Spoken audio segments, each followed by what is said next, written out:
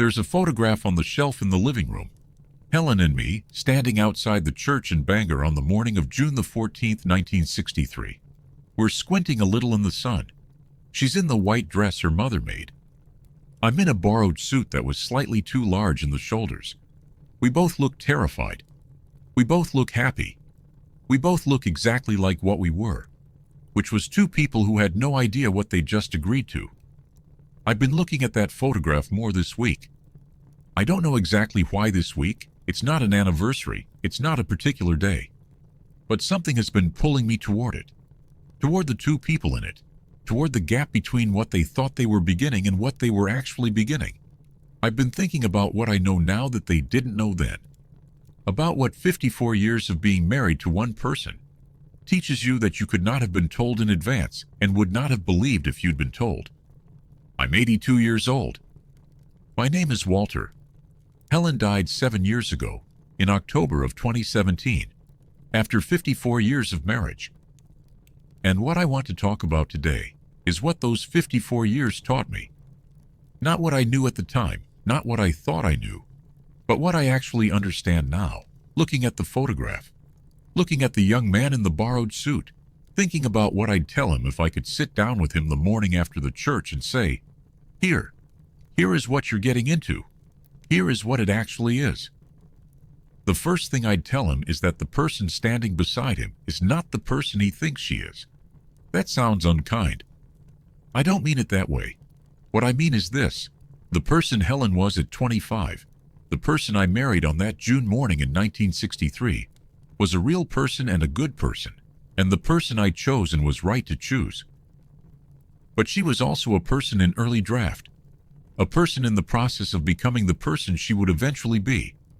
And I had no way of knowing on that morning what the eventual person would look like.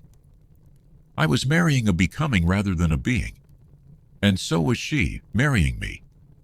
We were both incomplete. We were both projects, in the best sense, and we were both signing up not just for each other as we were, but for each other as we would become over the next 5.5 decades of living. What I'd tell the young man in the borrowed suit is, pay attention to who she's becoming, not just to who she is right now. The woman you know at 25 is remarkable, and you're right to love her.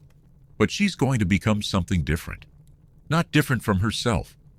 More fully herself, more realized. You're going to have the extraordinary privilege of watching someone become who they actually are over the course of a whole lifetime. And if you pay attention, if you keep watching, if you don't stop being curious about who she's turning into, the marriage will keep being interesting right up to the end in a way that marriages that stopped paying attention long before the end simply are not. Helen surprised me regularly, right into her 70s. She said things in her 60s that would have astonished her at 30. She became, in her last years, someone I loved in a way I couldn't have loved her at 25.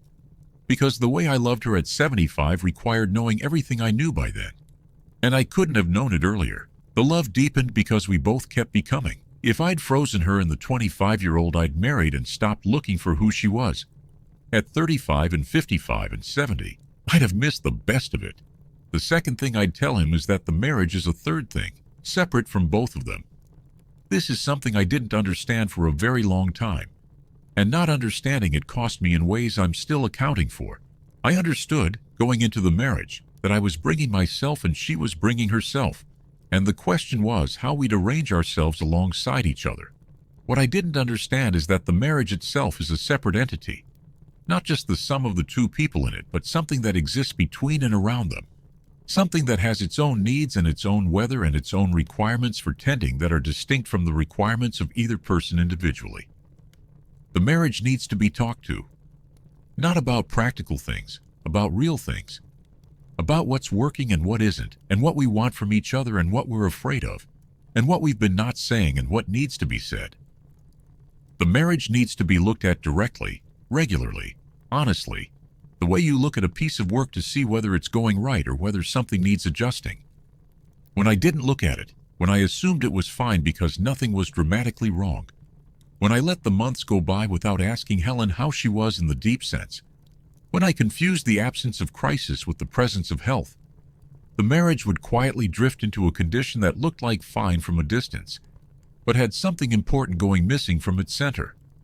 I think about the stretch around 1985, which I've mentioned in other conversations. We were both in our 40s. The children were teenagers. The business was at its most demanding, and Helen and I had drifted into a kind of parallel living where we were in the same house, eating the same suppers, sleeping in the same bed, and not quite reaching each other. Not fighting. There was very little fighting in our marriage, which I used to think was a sign of its health and now understand was sometimes a sign of its quiet avoidance. We weren't reaching each other. We were both managing, and the management was competent and warm enough on the surface, and underneath it something important was going unattended. Helen was the one who named it finally. She sat down across from me on a Sunday afternoon and put her hands flat on the table and said, "Walter, I need you to hear something." And I put the paper down, and she said what needed to be said, which was that she felt alone in the marriage, that she'd been feeling it for a while, that she needed more from me than I was giving. It was the most important conversation of our marriage. Not the most romantic, not the most loving, the most important because it was the most honest. What I would tell the young man in the borrowed suit is, have that conversation before you need it. Look at the marriage regularly, the way you'd look at the foundation of a house. Don't wait for the crack to show. Look now while things are quiet, and ask whether everything's holding. Ask Helen whether everything's holding. She'll tell you. She always knows. There's a specific practice I wish we developed earlier, and that I'd recommend to anyone in the early years of a long marriage. Set aside one evening a month, not for a date, not for romance, not for anything that has to be earned or arranged, just for the question, how are we doing? Not how are you doing? Not how am I doing, but how are we doing? The marriage as a third entity, the marriage as the thing between and around you. How is that thing right now? This month? This year? What does it need that it isn't getting? What's working better than it was? What's been sitting unaddressed? It sounds clinical when I describe it that way, and it shouldn't be clinical. It should be as natural and as regular as the maintenance of any living thing that you depend on. You check the foundation of a house before you noticed a crack in the plaster. You check the oil in the truck before the engine seized. The marriage needs checking too. The checking doesn't mean the marriage is in trouble. It means you've decided not to wait for trouble to be the first indication that something needed attention. We got better at this, Helen and I, in the later decades. We'd have these check-in conversations periodically, usually late in the evening when the house was quiet. And they were the conversations that built the particular honesty that our last years together had. The honesty didn't appear suddenly in the last decade. It was built over years of these conversations, each one adding a small amount to the foundation until the foundation was solid enough to hold the full weight of what we needed to say to each other. The young man in the borrowed suit is still at the beginning of that construction. He doesn't know yet that he's building something. I tell him, "You're building something. Build it deliberately." The third thing I'd tell him is about what fighting is for. We didn't fight much, Helen and I. I said that already. And I said I used to think that was a mark of our compatibility, our maturity, our mutual decency. What I've come to think, looking back, is that it was also sometimes a mark of our mutual avoidance. Some things that should have been fought about were instead smoothed over, managed past, handled without the direct engagement that might have been uncomfortable, but would have cleared something that remained instead, just below the surface. We were both, in our own ways, conflict-averse. I came from a family where direct confrontation was considered unnecessarily dramatic. Helen came from a family where women managed things quietly, where the keeping of peace was itself a form of love. We reinforced each other's avoidance and called it harmony. There were years in the middle of the marriage where I knew something was not quite right and I didn't say what I knew. And she knew something was not quite right and she didn't say what she knew. And we continued in this not quite right condition for longer than we should have because neither of us wanted to be the person who disrupted the surface peace. The surface peace is not the same as actual peace. Actual peace is what's on the other side of the difficult conversation that clears the air. Surface peace is what you have when you've agreed, without quite saying so, to leave certain things unexamined. What I'd tell the young man in the borrowed suit is, fight when something needs fighting about. Not often, not on everything, not for the sake of fighting, but when something is not right, say what's not right. When something is sitting between you and needs to be moved, move it. Don't let the smoothing over become the habit that it becomes when you do it long enough, which is a kind of quiet estrangement that looks like peace and feels, after decades, like loss. The fourth thing I'd tell him is about money, and it's not the financial advice you'd expect. I tell him that money in a marriage is not primarily about money. It's about security, and it's about power, and it's about whose needs get prioritized when the resources are limited, and it's about what you value, and it's about what you're afraid of. The financial arguments in a marriage are almost never really about the amount in the account. They're about what the amount means to each person, and the meaning is different depending on what each person brings from their own formation. I came into the marriage having been the oldest of 4 children when my father died with nothing. I knew what it felt like to have the bottom fall out with no net to catch you. My relationship to money was organized around that, around having enough, always enough, enough to cover the worst case, enough to never be in the position I'd been in at 23. Helen's family had been more comfortable, not wealthy, but comfortable in the way that means money is not a threat. Money is a tool. She wasn't reckless, but she was more willing to spend it on experiences, on the trip, on the dinner out, on the things that made a life feel rich in the moment. I was more willing to save it against the day that would probably never come, but felt, in my body, like it always might. We argued about money in the early years, and the arguments were frustrating on both sides because we were each arguing about different things. I was arguing about security. She was arguing about living, and neither of us for a long time understood that we were arguing about different things, because the arguments were conducted in the language of dollars and amounts, and when we can afford it rather than in the language of what we were actually afraid of. What I'd tell the young man in the borrowed suit is, when you and Helen argue about money, stop and ask what you're each actually arguing about. What does the money represent to you? What does the spending of it feel like, or the saving of it? What is the argument underneath the argument? Because the money argument is almost never about the money. And if you can get to the thing underneath it, you can have a conversation that actually goes somewhere, that actually resolves something rather than a conversation about numbers that leaves both people with the same feelings they came in with, and a temporary settlement that neither of them is quite satisfied with. What eventually worked for Helen and me, in our 50s, was a conversation we'd been circling around for 20 years, and finally had directly. I told her, for the first time really, about what it had been like to be 23, with 4 younger siblings and no money, and the particular feeling, physical almost, of standing over the edge of something with no net below. I'd never fully told her that story. I told her the facts. She knew my father had died young, knew I'd taken care of my siblings, knew it had been financially difficult, but I'd never told her what it had felt like, inside, to be responsible for people's survival with inadequate means. And she told me, for the first time really, that for her money had always been available, that the family had not been wealthy but had been comfortable, and that her relationship to spending was not recklessness, but a kind of faith that there would be enough, that money was a renewable resource and life was not. We sat with each other's stories for a while, and the argument about the trip, or whatever it was we were actually arguing about that evening, became much smaller after that. We were both right, in the context of where we each came from. The question was how we were going to be right together, in the context of the life we were building, which was different from either of the lives we'd come from. That conversation, the one about what the money actually meant, resolved more in one evening than 20 years of arguments about amounts had resolved. The fifth thing I'd tell him is about being in the room. Not physically in the room, I was often physically in the room, but actually in it with the full quality of my attention present rather than partly present and partly somewhere else. This was, I think, the thing I most consistently failed at in the marriage, and the thing I most regret not getting right sooner. I was a man who was always partly at work. Not always literally at work. I wasn't the man who brought the phone to the dinner table. The technology didn't exist in the way it does now, but I was the man who brought the job site to the dinner table in my mind, who was present in body and absent in attention on more evenings than I like to count.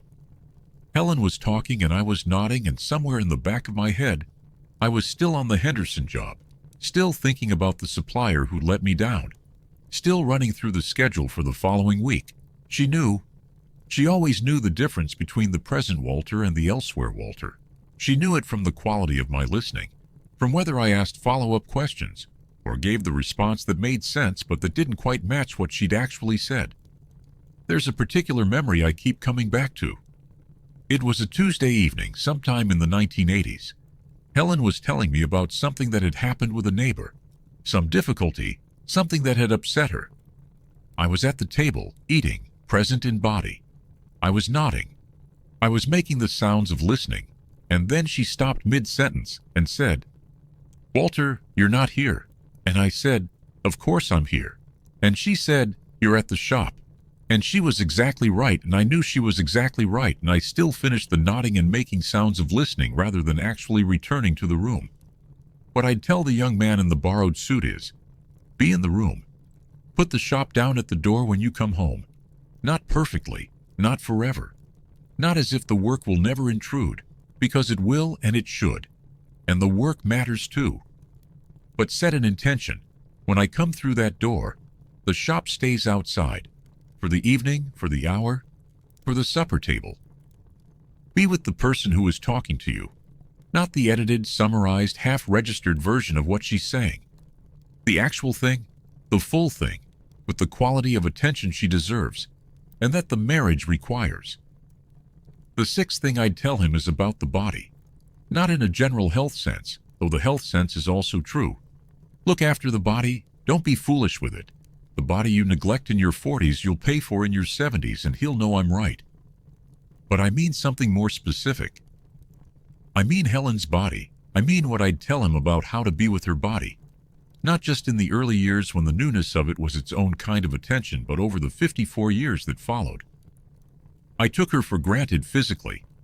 I've said this before in other conversations. What I want to say here is more precise. I took her for granted in the specific way that long familiarity produces. The way that the thing that was once remarkable becomes the background, becomes invisible, becomes assumed to be there in the way that walls are assumed to be there, and only become notable in their absence. I stopped really looking at Helen somewhere in the middle of the marriage. Not stopped loving her, not stopped touching her, not stopped being intimate with her. Stopped looking, stopped noticing the specific, particular, unrepeatable physical reality of the person I was sleeping beside. When she got sick, and I started to understand that the presence of her body in my daily life was not guaranteed, I began looking at her in a way I hadn't looked for years. The specific way her hair had gone gray, and the specific shade of it. The little scar on the back of her left hand from the tin can in 1976. The way she held a coffee cup, with both hands, even in summer. The particular slope of her shoulders in the morning before she was fully awake. I started looking at all of it with the intensity of a man who understood he was looking at something that was not going to be there indefinitely.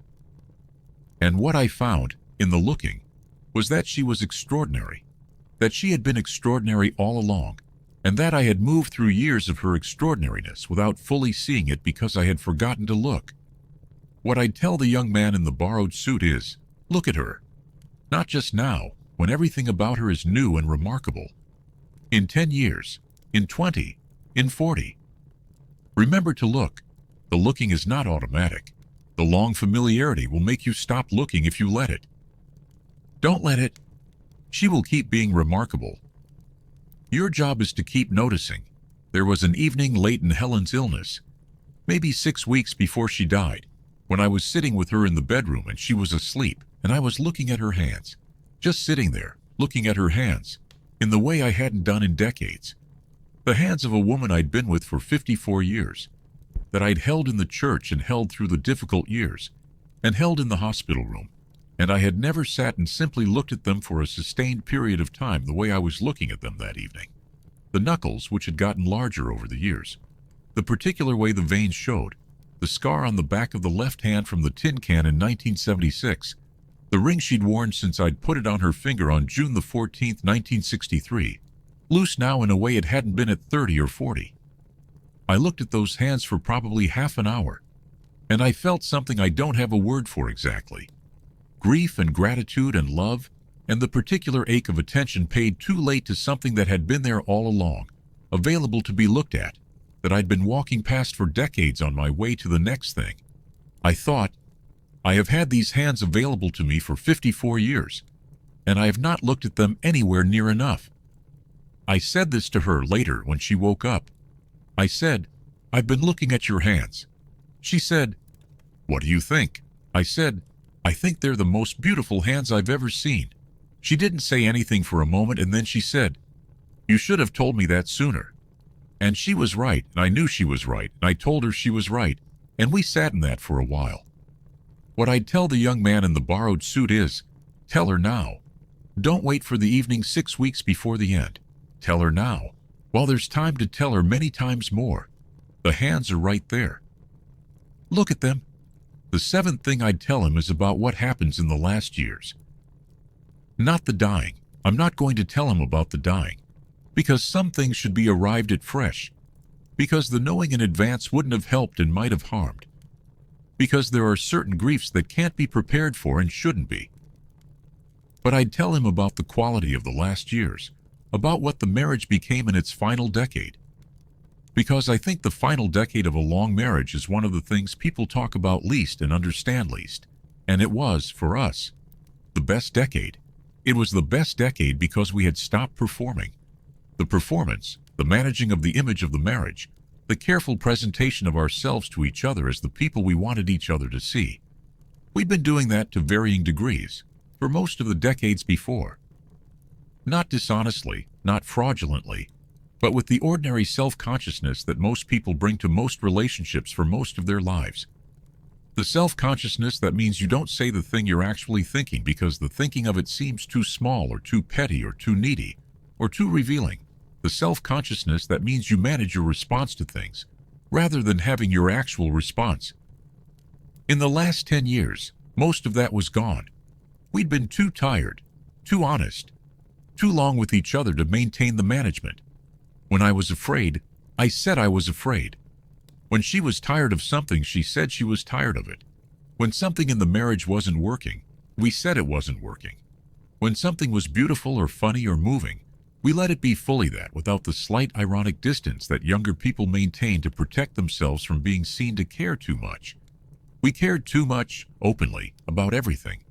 The grandchildren, the garden, the October light, the Saturday morning coffee, each other. What I'd tell the young man in the borrowed suit is, all of it is building to this: the difficult years and the easy years and the years of parallel living, and the years when the love was running underneath everything quietly, and the years when it rose to the surface and was visible. All of it is building to the version of the marriage that you'll have in your 60s and 70s, when the management is gone, and what's left is the real thing. Don't despair if the middle years are harder than you expected. The middle years of a long marriage are usually harder than the beginning and usually better than they look from inside them, because the best of it is still ahead, in the years when you both finally know how to be who you actually are without the performance. In the years when you've earned the right to just be there, together honestly, without pretending any of it is other than what it is. The eighth thing, and I'm going over my 7 because this one can't be left out, is about what I'd tell him about the end. Not the dying, as I said, but the understanding that there will be an end, that the beginning he was standing in on that June morning, terrified and happy in the borrowed suit, was also by necessity the beginning of something that would have an ending. Not soon, not for 54 years, and 54 years is a long time. But eventually, and what I'd want him to know, what I think would have changed how I lived some of those 54 years, if I'd understood it earlier, is that the ending doesn't come as a verdict. It comes as a door, and the question worth living your whole marriage in preparation for is not whether the door will open. It will, it does. It opened in October of 2017. But what you'll have built in the rooms behind you when it does. I have the houses I built, still standing. I have 2 children who have turned out to be extraordinary people, better than what I gave them credit for in the years I was most preoccupied. I have 4 grandchildren who know my name and come to visit and ask me things and trust me with their real questions, because I had enough years with Helen to learn how to be the kind of person whose grandchildren trust him with real questions. I have the memories of 54 years of a life shared with someone who was, I'm in her specific and irreplaceable way, the most remarkable person I've ever known. I have the green cup and the lupines and the sound of her voice, which I can still hear clearly if I close my eyes and pay attention, which is a gift that time hasn't taken yet, and that I hope it doesn't hurry to take. I would tell the young man in the borrowed suit, build carefully. Build the things that will still be standing when the door opens. Build them honestly and imperfectly, and with as much presence as you can manage. The work will be incomplete. Every marriage's work is incomplete, because there are never enough years and never enough words, and the love is always somewhat larger than what you manage to express of it. But the incomplete work still stands. What you build, even imperfectly, is better than what you didn't build. And what you build with the specific person standing beside you, in the borrowed suit, squinting in the June sun, that specific construction, that particular and unrepeatable joining of two people who are both becoming and both incomplete and both exactly right for each other. That is the main work of a life. It is the main work of my life. And 7 years after the door opened, I'm still standing in what was built. And what was built, imperfect as it is enough to stand in, more than enough. The fires burned very low. The morning is mostly gone. The photograph is still on the shelf in the living room. The two of them squinting in the June sun. The borrowed suit. The white dress her mother made. The whole future invisible and waiting. I've been looking at it all morning. I've been talking to them. The way I talk to Helen now. The way you talk to the past when you've had long enough to understand what was in it. I'm glad for all of it is what I keep coming back to. The difficult years and the easy years and the years of parallel living and the years when the love was visible and the years when it ran underneath. I'm glad for the 1985 year that nearly broke us and the years that followed when we were better, for having broken and rebuilt. I'm glad for the October mornings in the kitchen with the radio on, and both of us at the table and nowhere to be. I'm glad for the last decade when we finally stopped performing and just were. And I'm glad for the borrowed suit and the terrified happy faces, and the beginning that had no idea what it was beginning. I'm glad I couldn't see it coming, because if I'd seen it coming, all of it, the 54 years, and the depth that built in them and the particular ache of the last year and the October Tuesday, and what the house became in the silence after, I don't think I'd have been able to stand at the beginning of it and choose it. It was too large to see whole. You can only see it whole from the end, from this chair, from 82. From the end, it's clear. It was the right choice, the only choice, the choice that was always going to be the center of everything. But you can't know that at 27 in a borrowed suit. You just have to start. You just have to walk through the door and see what's on the other side, decade by decade, year by year, one ordinary Tuesday at a time.